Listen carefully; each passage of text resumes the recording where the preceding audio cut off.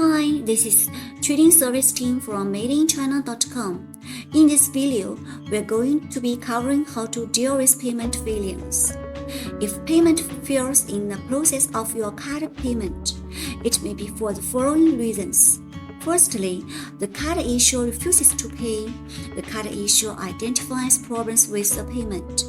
Secondly, the card balance is insufficient or exceeds the payment limit. Thirdly, risk control.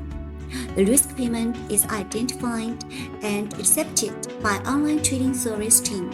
Finally, you fill in the wrong payment information or the authentication failed. If you fail to pay, the system will trigger an email reminder automatically.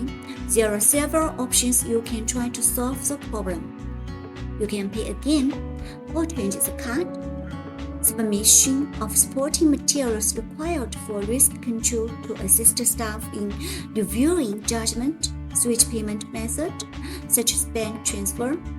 If payment fails in the process of your bank transfer, it may be for two reasons.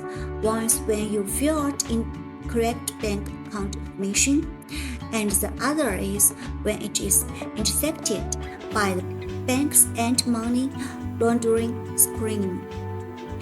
At this moment, the bank will refund the money directly, or the bank holds the payment.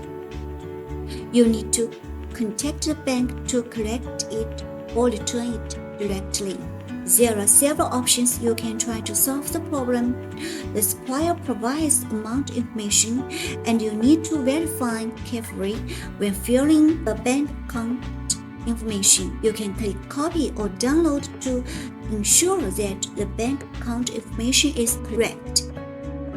If a bank transfer is blocked by your bank's anti-money laundering, you will need to cooperate with the platform to provide supporting documentation to facilitate crediting. These are the main content of this tutorial.